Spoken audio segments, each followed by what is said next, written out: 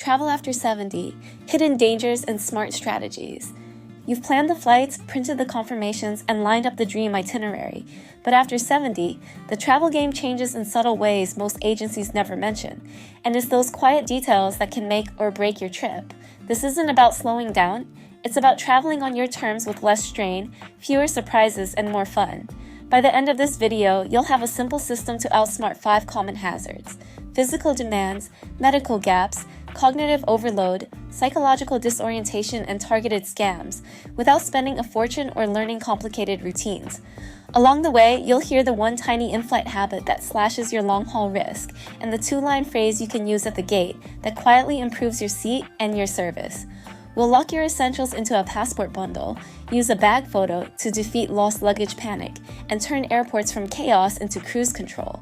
Keep an eye out for callbacks. When something pays off twice, it earns a spot in your ritual, and stick around to close both open loops before you land.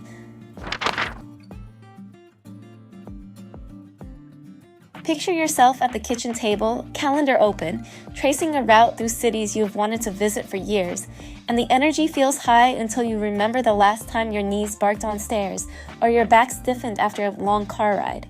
That's the problem most seniors run into. Not lack of desire, but underestimating the compound effect of stacked travel days.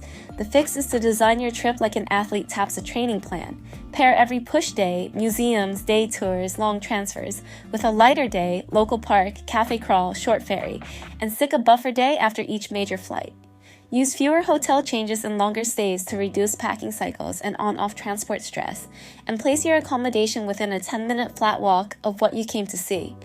By reframing ambition into momentum, you'll feel stronger on day 6 than day 2, and you'll already be thinking about your C strategy, because the right seat and one tiny in-flight habit can change everything next. You open the seat map and see a sea of middles, but this is where comfort and safety diverge if you don't plan. Cramped positions on long flights are harder on joints and increase circulation risks. That's the problem. Your action is simple: aim for an aisle in the front half of the cabin, or premium economy if the budget allows. Wear light compression socks, and set a silent timer every 45 to 60 minutes for your tiny habit. Calf pumps and ankle circles while seated, then a short stand and stretch when the aisle is clear. Stash a soft footrest or use your carry-on as a platform to keep hips neutral, and split long-haul food into snack times so you're not inert after one big tray. The resolution is comfort that lasts past landing, and if you combine it with smart hydration, you'll step off feeling human. Flag that timer trick, we'll stack it later with a jet lag reset, and get ready to protect the meds and documents you actually travel for. At the dining table, you lay out prescriptions, cards, and printouts, and the worry kicks in. What if the suitcase goes missing or a pharmacy abroad doesn't carry your exact dose? That's the problem. Create a passport bundle, a slim zip pouch with your passport, a doctor's letter that lists the conditions and medications by generic name, copies of prescriptions, your emergency contacts, and the front page of your travel insurance with the 24/7 number. Pack at least a week of extra meds split between your personal item and a small flat kit in the jacket pocket, and never check life-critical medication. Keep a translated card for allergies and a short, plain language medical summary. The resolution is knowing vital items live on you, not in baggage roulette, and the bundle's grab-and-go design turns chaos into a single motion. Callback: we'll pair this with the bag photo so a lost suitcase becomes an inconvenience, not a crisis. First, let's bulletproof your packing without using bullets. You build a neat packing grid on the bed, then the brain fog hits at the airport when a claim form asks what was inside.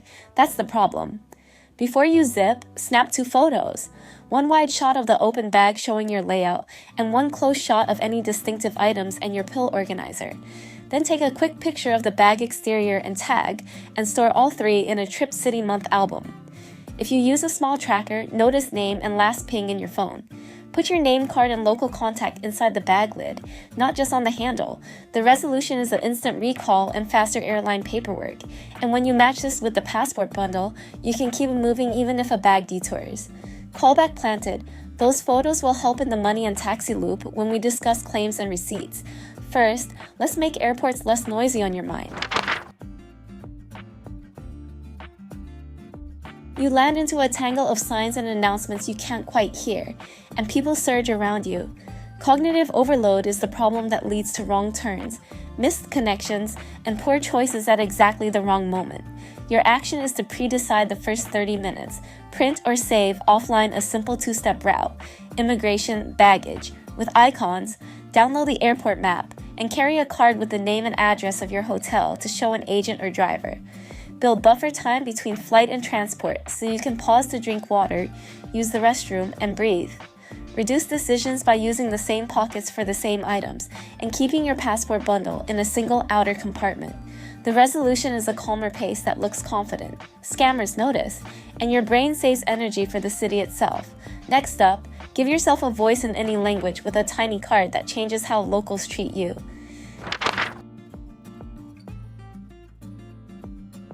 You're outside the terminal and your first real interaction is coming.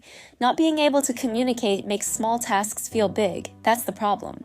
Write one card or phone note you can show with 3 essentials in the local language. Hello, could you please help me get to? I have an allergy to. And thank you, I appreciate your help, plus your hotel address printed clearly. Show it with a smile and add the front desk's phone number so a driver can call if needed. Pair that with a simple daily anchor, breakfast in the same spot or a short morning walk at the same time, so your body and mind recognize a routine even in new places. The resolution is lower anxiety and warmer responses from locals, and your pace slows to curiosity instead of defense. Keep that confident posture. It becomes your shield in the next loop when we tackle money, taxis, and the small frictions that snowball. You reach for cash at the airport ATM, and a driver waves you toward a ride, and this is where small frictions turn into big mistakes. The problem is paying more than you should or sharing details with the wrong person. Your action: use official taxi stands or licensed ride apps, ask for the fare estimate before you move, and keep small bills separate so you're never flashing a thick wallet. Decline help with bags from anyone who isn't clearly badged, and carry a second low-limit card for transport and kiosks. Take a quick photo of your taxi number or app screen, another use of the bag photo mindset, and save receipts in the same album as your bag images to simplify claims later. The resolution is simple, seen as confident behavior that deters pushy assistance, and now that your wallet is quiet, let's reset your body clock so you actually enjoy tomorrow.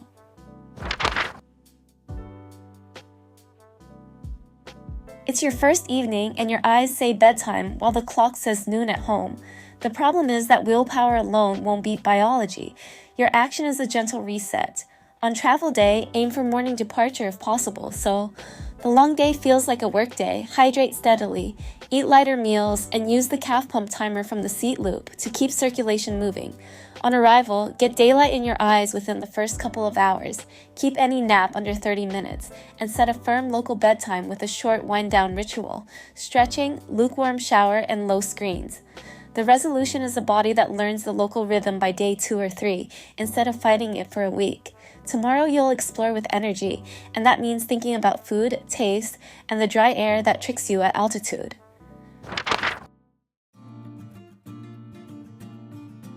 At 35,000 feet, the air is dry and your taste buds go a bit dull. And the problem is that heavy meals and salty snacks make you feel sluggish, while the cabin quietly dehydrates you. Take action by carrying a simple water routine, sips every 15 to 20 minutes instead of chugging once an hour, and choose lighter meals and smaller portions spread out over the flight. Keep easy, familiar snacks in your personal items so you're not stuck with whatever's on offer, and limit alcohol until the last third of the flight if you choose it at all. Use lip balm and a small nasal mist if you get dry easily, and keep warm layers handy so you're not tensing against cold. The resolution is stepping off the plane feeling steady rather than foggy, and when the streets turn cobblestone and the hotels add stairs, you'll be glad you planned your route with joints and balance in mind. You're at the base of a charming alley of uneven stone, and the hotel says, "No lift today," and that mismatch between fantasy and needs is the problem.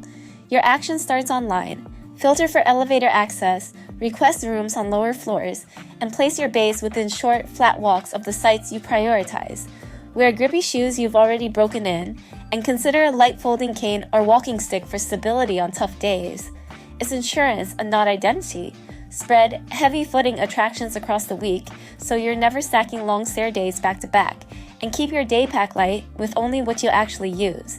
The resolution is more energy for the moments you care about, and when you combine this with your airport confidence, you'll notice how staff and strangers begin to treat you differently, especially when you use the next loop's social signal. Crossing a busy street or a dim station corridor alone can feel exposed, and the problem is that hesitation reads as confusion to the wrong eyes. Your action is twofold. Move with groups in public spaces and use an unmistakable help signal when needed. Walk purposefully, keep your head up, and if you need assistance, approach a uniformed staff member first or speak to a woman or family near you. Show your 3-phrase card and your hotel address rather than handing over your phone. This confident, pick-your-helper strategy deters opportunists without turning you into a tough-talk caricature. The resolution is safer transitions and less second-guessing, and it sets you up for a polite, professional ask that sometimes earns you better seats or smoother boarding without awkwardness. The 2-line phrase you came for is just ahead.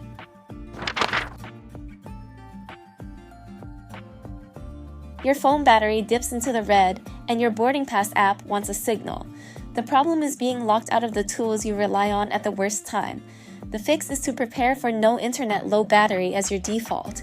Download offline maps and translation packs, screenshot every boarding pass and boarding time, and put your emergency contact and hotel info on your phone's lock screen. Keep a small battery pack in your personal item and a short cable you can fish out by feel. Use a simple folder structure, trip folder with subfolders for documents, tickets, and receipts to mirror your passport bundle. The resolution is redundancy, so silence and low power don't equal stress. And when you stand by the gate with everything ready, you can make the ask that sometimes moves you forward without spending a cent.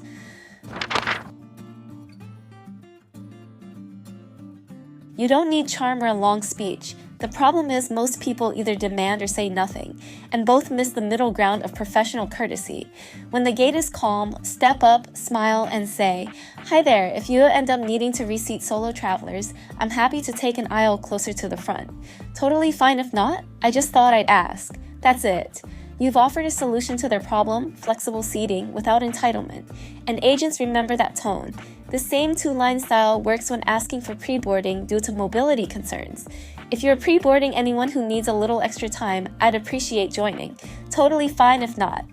The resolution isn't guaranteed upgrades, it's frequent small wins. Better aisles, earlier bins, smoother assistance, open loop closed. Now let's protect you from the small percentage of people who profile seniors, because confidence plus a few street smart habits goes a long way.